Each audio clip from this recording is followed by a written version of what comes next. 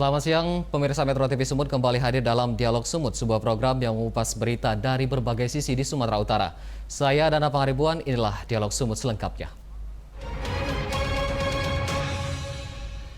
Pemerintah Provinsi Sumatera Utara meminta kegiatan belajar dan mengajar di sekolah secara tatap muka ditunda meskipun di zona hijau COVID-19 dan memberlakukan kembali kegiatan belajar secara daring. Hal ini dilakukan dengan pertimbangan untuk menekan angka penyebaran COVID-19 di Sumatera Utara. Tidak ada masalah lagi.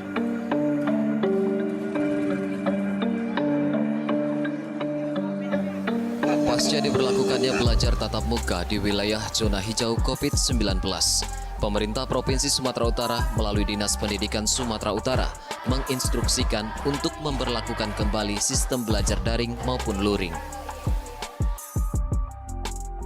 Instruksi tersebut diambil dengan pertimbangan masih tingginya angka penyebaran COVID-19 di Sumatera Utara. Sebelumnya, pemerintah Kabupaten Pakpak Barat sempat memberlakukan pembelajaran secara tatap muka di sekolah tingkat SMP dan SMA sederajat pada 13 Juli lalu dengan menerapkan protokol kesehatan.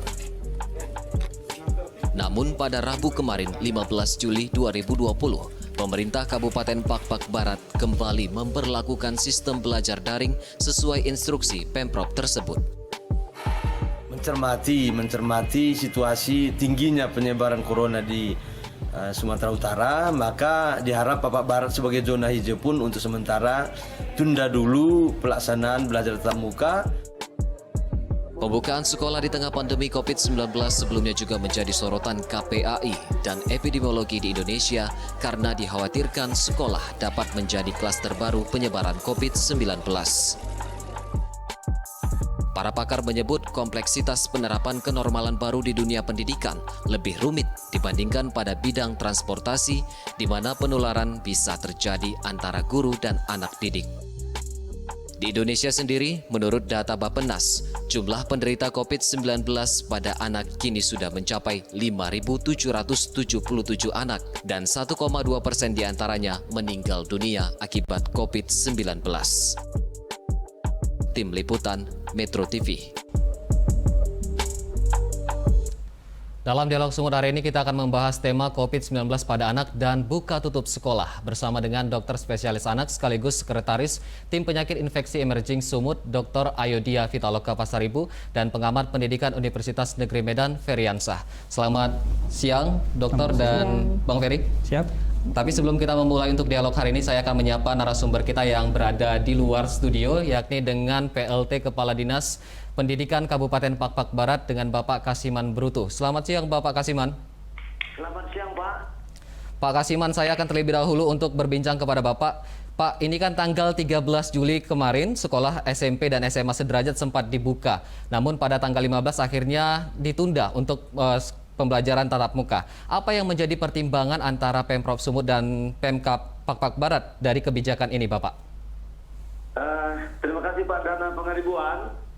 Yang pertama, dasar kami untuk membuka sekolah dengan sebutan belajar tatap muka itu ada SKB 4 Menteri yang diterbitkan tanggal 15 Juni 2020. Itu Menteri Pendidikan, Menteri Kesehatan, Mendagri, dan Menteri Agama yang menyatakan pada zona hijau untuk tingkat SMP dan SMA sederajat boleh membuka belajar paling cepat pada tanggal 13 Juni 2020. Selanjutnya Pak Gubernur, sebelumnya Pak Kepala Dinas Pendidikan Provinsi Sumatera Utara pada tanggal 25 Juni 2020 menerbitkan surat nomor 440-4431 Subak Umum garing 6/2020 tentang panduan penyelenggaraan pembelajaran tatap muka bagi SMA, SMK, dan PK pada masa pandemi COVID-19 di zona hijau paling cepat dimulai pada Juli 2020.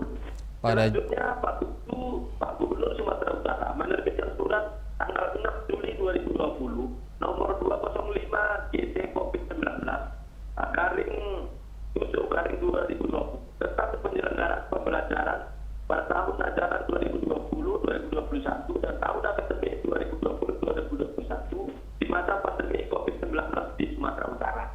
Inilah ketiga regulasi ini menjadi dasar kami untuk melaksanakan pembelajaran tatap muka.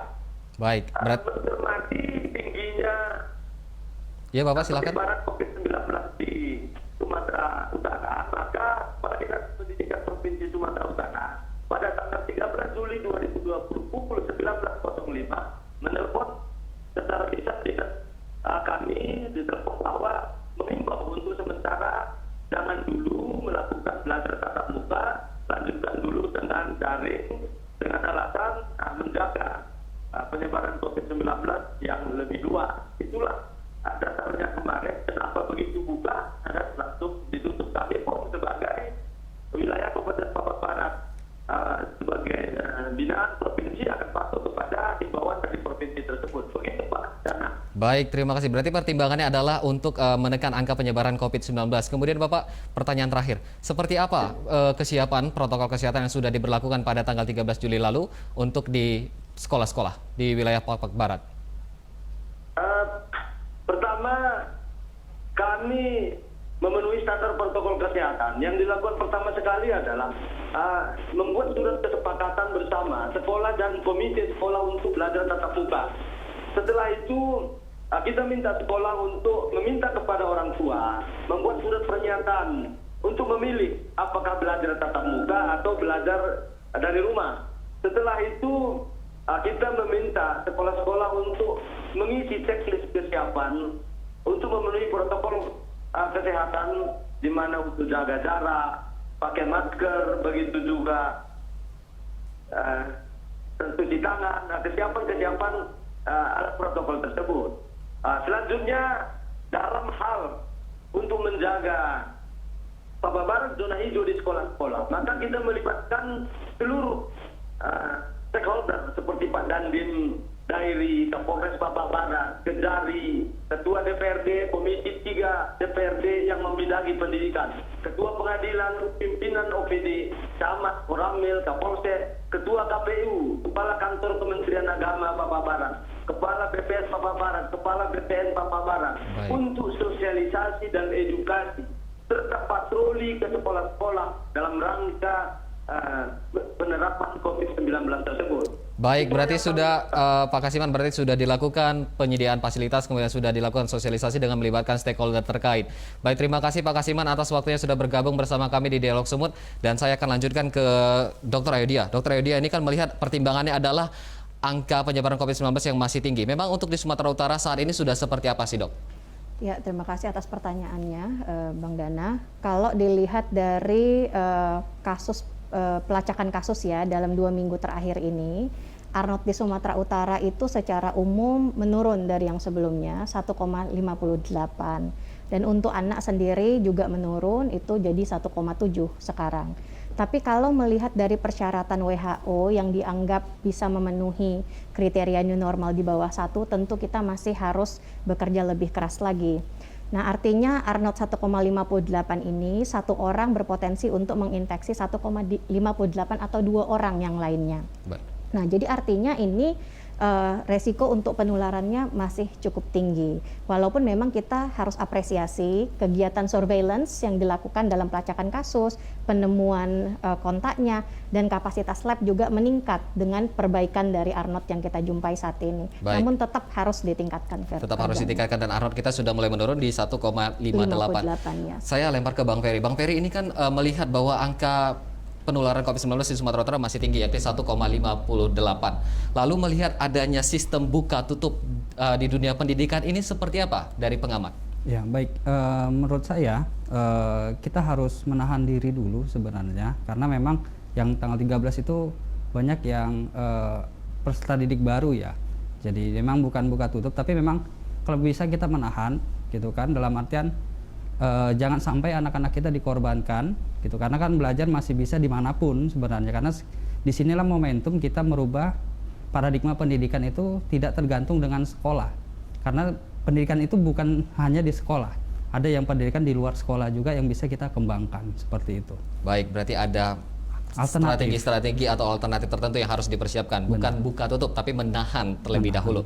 Nah, dokter dan Bang Ferry, kita akan lanjutkan lagi dialog kita, namun kita harus jeda beberapa saat. Dan bagi Anda, warga Sumatera Utara yang ingin bergabung dalam dialog sumut, bisa menghubungi di nomor 061 8003 9630.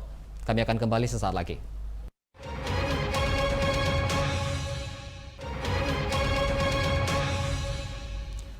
Anda kembali lagi di Dialog Sumut dan kita lanjutkan lagi dialog mengenai COVID-19 pada anak dan juga tutup buka sekolah. Dan saya akan lanjutkan ke Dr. Ayudhya. Dokter, ini kan tadi disebutkan bahwa R0 untuk COVID-19 pada anak ini 1,7. Lalu untuk Bappenas sendiri menyatakan bahwa ada 5.777 anak ini terinfeksi COVID-19. Untuk di Sumatera Utara sendiri seperti apa datanya, Dok? Iya, saya baru dapat update dari Dinas Kesehatan Provinsi ya. Kalau kita lihat pertama sekali kasus anak di Sumatera Utara ini pada pertengahan April. Itu merupakan kontak dari kasus dewasa, ayahnya yang positif, tapi anaknya ini tidak bergejala. Kita bisa melihat sampai Juli, hanya sekitar 3 bulan, per hari ini kasus anak yang terkonfirmasi itu ada 206 kasus. 206 kasus? Yes, dengan PDP-nya juga, atau sekarang yang suspek ya, disebut suspek itu ada 531 anak. 4 diantaranya meninggal, 2 itu dengan penyakit penyerta kanker memang. Jadi kalau dilihat memang kasusnya ini cepat sekali meningkat hanya dalam beberapa waktu saja. Kemudian kita lihat lagi bahwa data dari dunia, persentase kasus anak dari semua kasus COVID itu sebenarnya tidak terlalu banyak. 1,2% di Italia, kurang dari 5% di dunia. Tapi untuk Sumatera Utara dan Indonesia angkanya besar, di atas 5%. Kita punya 6-7% sekarang. Dan angka kematian kita akibat COVID-19 di Indonesia itu yang tertinggi di Asia. Nah, ini yang menjadi suatu kekhawatiran khususnya untuk kita sebagai dokter anak, bahwa kalau memang sekolah dibuka tentu resiko penularan akan besar terjadi, dan anak akan beresiko terinfeksi lebih besar. Baik dokter, ini kan ada 206 kasus yang ditemukan di Sumatera Utara COVID-19 pada anak. Kita tahan dulu, saya akan menyapa penelpon kita yang sudah bergabung di Dialog Sumut dengan Bapak Bahtiar dari Medan. Selamat siang Bapak. Selamat siang. Pak Bahtiar, silahkan untuk pertanyaan ataupun saran yang ingin disampaikan. Saya lihat mal-mal pada buka, terus tempat-tempat wisata saya kemarin ke pagi padatnya bukan main, tapi anak sekolah kok nggak dibolehkan gitu. Kira-kira di mana korelasinya? Baik, terima kasih Bapak Bahtiar. Saya akan lempar ke pengamat pendidikan ini. Bagaimana pengamat melihat bahwa wisata dibuka, kemudian pusat perbelanjaan dibuka, lalu apa korelasinya kenapa sekolah tidak dibuka? Ya baik, jadi di sekolah itu kan kalau kita berkumpulnya itu kan bukan 100-200 orang, dari itu kumpulnya sampai kalau sekolahnya besar itu sampai ribuan gitu kan, dan berlangsung sangat panjang jamnya kan, bahkan ada yang full day kan seperti itu. Nah kemudian kita lihat fasilitas pendidikan kita saat ini itu ventilasinya itu belum tentu semua sekolah itu punya AC gitu kan, kemudian bahkan ventilasi yang sangat terbatas. Kalau dia sampai di sekolah itu atau di kelas itu mereka sampai 40 orang atau bahkan kalau separuhnya hanya 20 orang, ini kan beban gurunya juga akan meningkat. Nah beban guru meningkat, kalau dibagi kelasnya 2, beban guru kan jadi 2. Dan ini mampu nggak kita memikirkan kembali bagaimana nanti tentang kesejahteraan guru juga, kemudian keselamatan siswa juga. Tadi data yang disampaikan Ibu Dokter tadi kan cukup tinggi di sini, gitu kan. Baik. Jadi pertimbangannya memang keselamatan dan kedisiplinan kita di masyarakat, gitu. Jadi jangan dibandingkan sekolah dengan masyarakat. Baik. Seperti itu. Kemudian Bang Ferry ini kan melihat data COVID-19 tadi anak ini cukup tinggi. Apakah keputusan pemerintah untuk menunda kembali sekolah dibuka meskipun di zona hijau ini sendiri merupakan keputusan yang tepat dan solutif? Ya. Zona hijau itu kan border list gitu, tidak ada yang jelas karena memang orang dari zona merah sekarang juga kalau di tingkat provinsi kita itu sudah sangat pergerakannya luar biasa kan, seperti tidak ada pembatasan lagi. Jadi ini juga yang melihatnya, dan guru-gurunya benar nggak termonitoring pergerakannya seperti. Jadi di sekolah itu bagaimana kan, jadi gurunya juga harus ditahan, bagaimana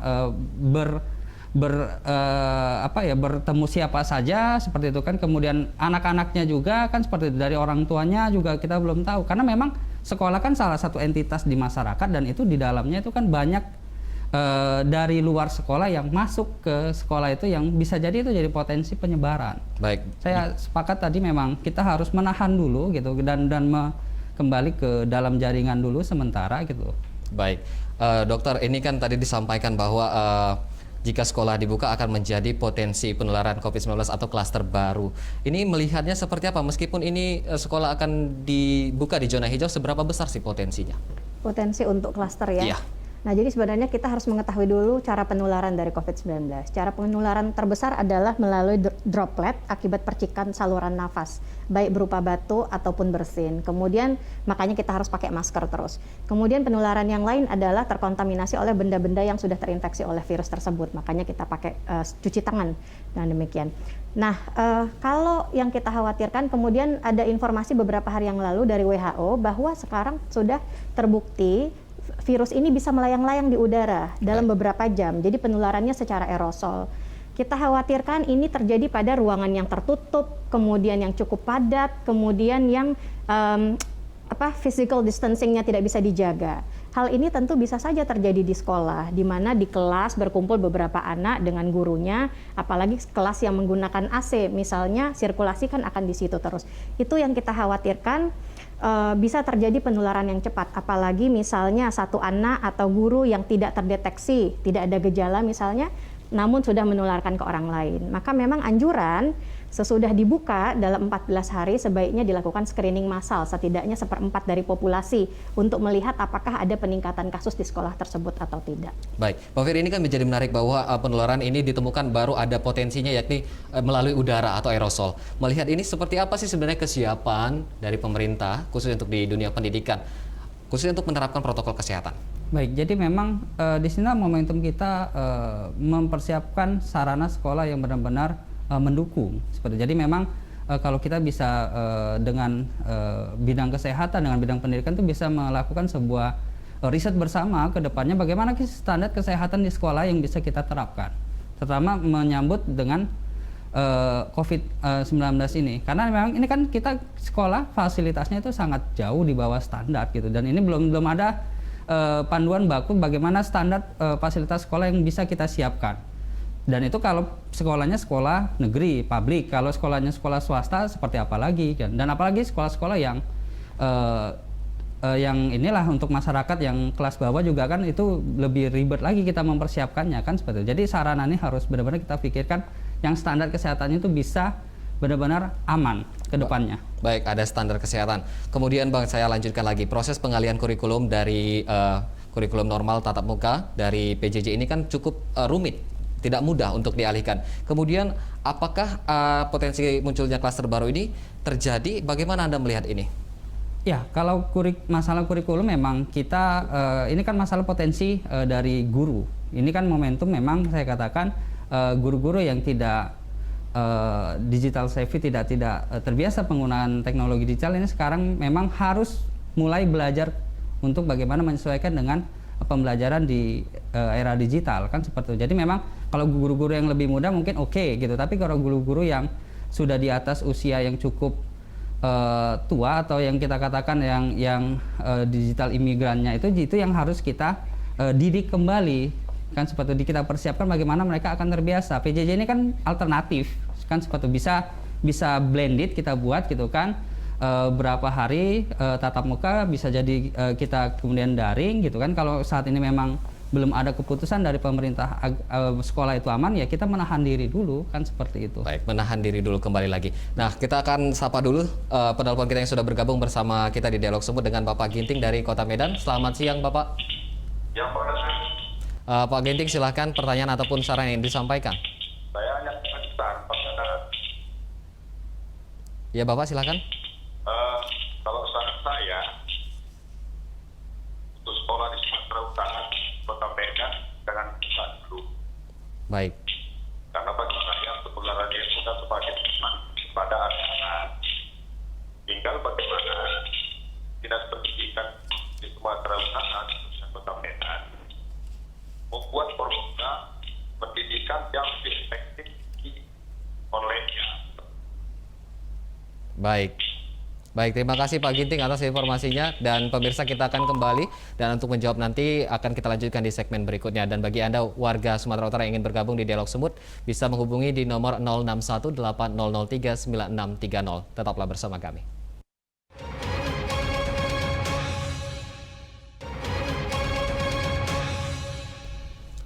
Anda kembali lagi di Dialog Sumut, dan untuk menjawab pertanyaan dari penelpon yang sudah bergabung bersama kita, saya akan leparkan langsung ke pengamat pendidikan nih.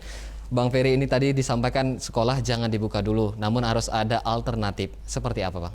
Ya, kalau dari teori pendidikannya, kita kan belajar itu kan pengalaman, learning experience itu yang penting gitu kan. Jadi memang bagaimana guru mampu mengemas pendidikan gitu kan, walaupun dia tidak by konten lagi gitu. Jangan sampai kita justru memindah kekakuan kurikulum yang selama ini sudah terjadi ke ranah digital gitu. Karena ada anak yang sampai 8 jam itu melihat monitor saja dan mendengar gitu kan. Jadi kan pasif belajarnya. Justru kan bagaimana pembelajaran yang di revolusi industri keempat ini kan lebih kepada bagaimana dia bisa melahirkan sebuah project gitu, belajar yang bisa dia lakukan di rumah gitu. Jadi bukan lagi memindah ceramah dari tatap muka ke conference gitu kan gitu. Jadi itu juga tidak efektif saya kira. Baik, Bang, ini kan banyak sejumlah pihak yang mengeluhkan akan penerapan belajar daring. Ya. Bagaimana pengamat melihat ini? Sedangkan Pemko Medan juga merasa cukup sulit untuk menerapkan penerapan new normal di dunia pendidikan. Apa masukan dari pengamat? Ya, menurut saya masukannya memang kita akan coba bagaimana kemampuan guru menggunakan teknologi seperti itu kan, karena banyak sekarang learning LMS ya, learning management system itu yang coba digunakan. Kemudian memang pendekatan belajar kita mau pendekatan belajar yang konten lagi, ataukah memang kita pendekatan belajar yang by project gitu, seperti itu yang mendukung bagaimana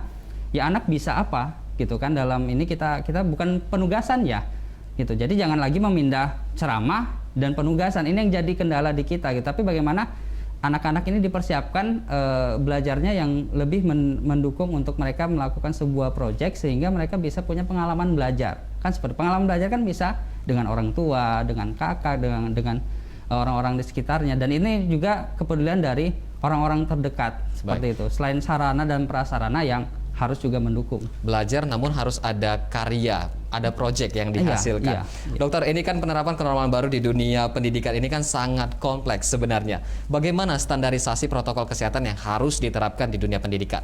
Iya, jadi sebenarnya balik lagi dengan persyaratan yang ditetapkan oleh WHO. Sebenarnya penerapan new normal, pembukaan sekolah itu kalau Arnotnya di bawah 1. Tapi memang sesuai juga dengan edaran dari gugus tugas ya. Kemudian masukan yang diberikan oleh dokter anak bekerja sama dengan epidemiologi dan psikolog menyebutkan bahwa memang zona merah, kuning, oranye itu sama sekali nggak bisa. Untuk zona hijau tentu harus memenuhi persyaratan.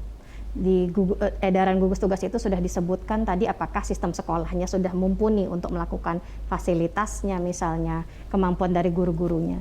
Tapi penerapan yang penting juga, protokol kesehatan itu harus ditetapkan dengan ketat.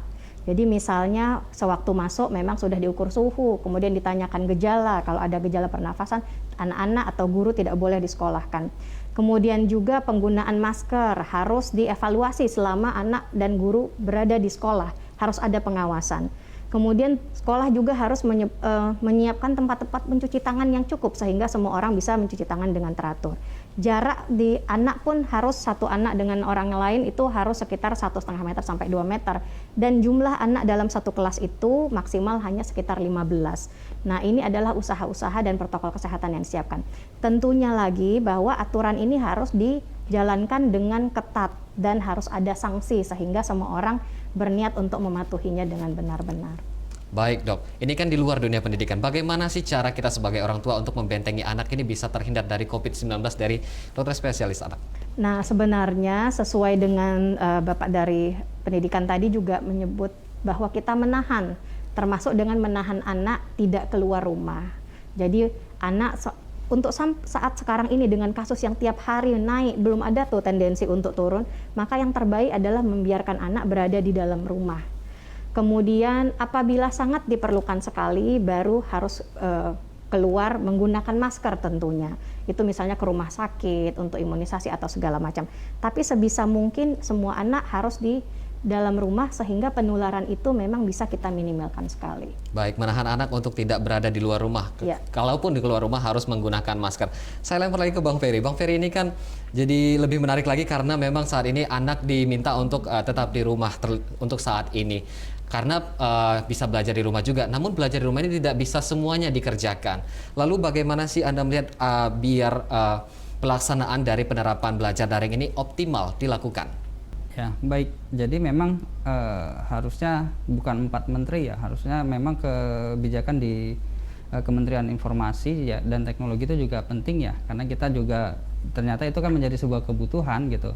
Dan masalah internet di kita kan masalah akses yang saya kira itu cukup mahal. Di Meksiko itu bahkan sudah di konstitusinya sudah mengenal hak dasar untuk akses internetnya.